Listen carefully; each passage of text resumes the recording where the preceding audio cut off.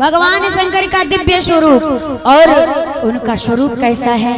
बाबा कहते हैं बैठे सोहा कामरूप कैसे, बैठे सोहा कामरूप कैसे, बैठे सोहा कामरूप कैसे, बैठे सोहा कामरूप कैसे, हरे शरीर शांत रस जैसे, हरे शरीर सात रस जैसे, पार्वती भले अवसर जाने, पार्वती भले अवसर जाने, पार्वती भले अवसर जाने, पार्वती भले अवसर जाने, कहे शंभु पही मात भवानी, पैसा वो कहे मात भवानी, कहे शंभु पही मात भवानी, पैसा वो कहे मात भवानी, जानी प्रिया दरियात कीन्हा, जाने प्याया दरुवत कीन्हा, जानी प्रिया दरियात कीन्हा, जाने प्याया दुर्गत कीन्हा, जानी प्रिया दरियात कीन्हा, जाने प्याया दुर्गत कीन्हा, बाम भागया सुन हर दीना, बाम भागया सुन हर दीना, भागया सन हर दीना, बाम भागया सुन हर दीना।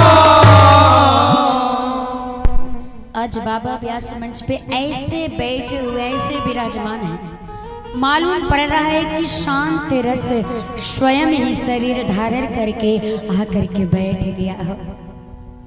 इतने शांत बैठे हैं। माता पार्वती जी देखें प्रसन्न भाव में अवसर जान करके गई, माँ सुंदर समय जान करके जा करके बाबा के चरणों में प्रणाम करती हैं। भगवान शंकर ने माता पार्वती जी को देखा और देख करके बाबा ने क्या किया? जानी प्रिया दरियाती कीन्हा, जानी प्रिया आदर अति कीन्हा।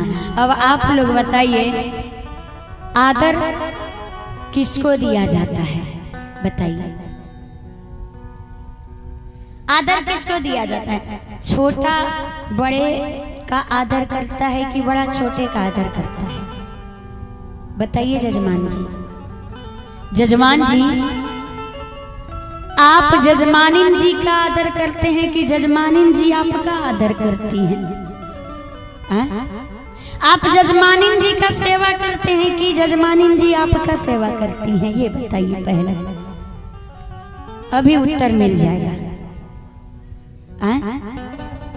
आप करते हैं ना? क्या बात है, जोरदार ताली बजा दीजिए। हाँ भैया, जजमान जी को दिखा दीजिए बढ़िया से। तो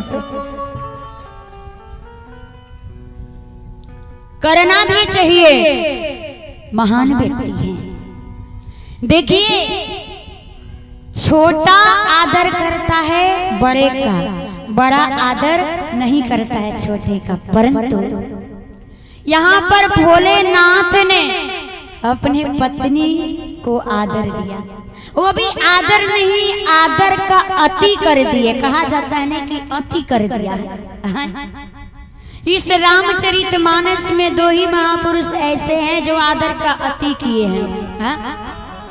एक भगवान शंकर हैं और दूसरे महाराज दशरथ जी हैं। जब महामुनि विश्वामित्र जी राम लक्ष्मण को लेने के लिए गए तो दशरथ जी महाराज अति याद रे तुम तनय बुलाए,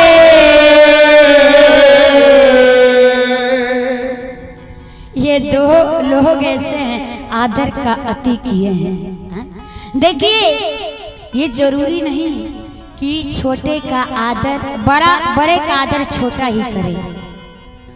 यदि हमसे कोई छोटा व्यक्ति भी यदि वो कोई श्रेष्ठ व्यवहार कर रहा हो, यदि श्रेष्ठ व्यवहार करने जा रहा है ना, तो बड़े को भी चाहिए कि अपने अभिमान से नीचे उतर करके छोटे का आदर करे। आज यही कारण था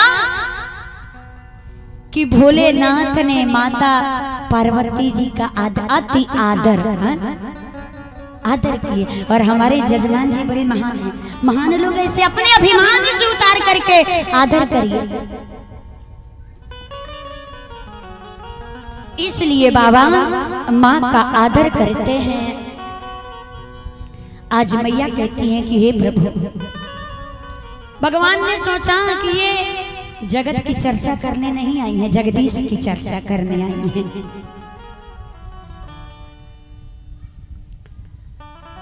माँ को प्रसन्न भाव में भगवान देखे और वाम भाग में आसन दिए। देखिए पहले मैया गई तो सन्मुख शंकर आसन देना, क्योंकि वो माँ हो गई थी। अब की बार देखिए, जब जीवन में पहली बार कोई चीज प्राप्त होता है और जो खोया हुआ चीज जब वापस मिलता है ना, तो वो पहली बार से अधिक प्रसन्नता होती है। आज खोया हुआ स्थान माता पार्वती जी को मिल गया, वाम भाग आसन हरि दीना।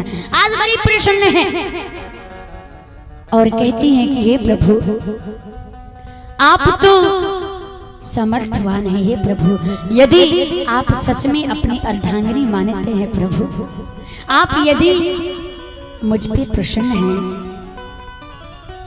तो मेरा एक प्रश्न है। हे प्रभु, आप पूरे विश्व के नाथ हैं, मेरे भी नाथ हैं, और पूरा विश्व आपका सेवा करता है, और तीनों लोक में आपकी महिमा फैली हुई है। प्रभु, आप तो प्रभु समर्थवान हैं, सर्वज्ञ हैं, समस्त कलाओं के धाम हैं। हे प्रभु, शरणागतों के लिए आपका नाम ही कल्प वृक्ष है, कल्प वृक्ष वो बन जाता है।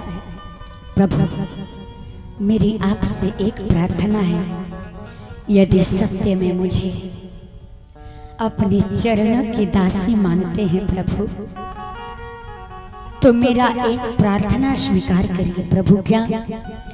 तो प्रभु हरहु मोर अज्ञान, प्रभु मेरे अज्ञान का हर कर दीजिए। शंकर जी बोले पहली बात कि आपको ज्ञान है, यदि आपको अज्ञान भी है तो भला मैं आपकी अज्ञानता का हरण कैसे करूंगा। माँ कहती है प्रभु, इस पूरे ब्रह्मांड में आपको छोड़ करके दूसरा कोई जन्म नहीं लिया है जो मेरी अज्ञानता का हरण कर दे। माँ कहती है प्रभु, उसका उपाय मैं बताती हूँ। क्या? कहीं रघुनाथ कथा विधि नाना, आप नाना प्रकार की कथा सुनाइए रघुनाथ जी की, क्योंकि रघुनाथ जी की कथा को छोड़ करके दूसरा कोई उपाय नहीं है अज्ञानता को समाप्त करने के लिए।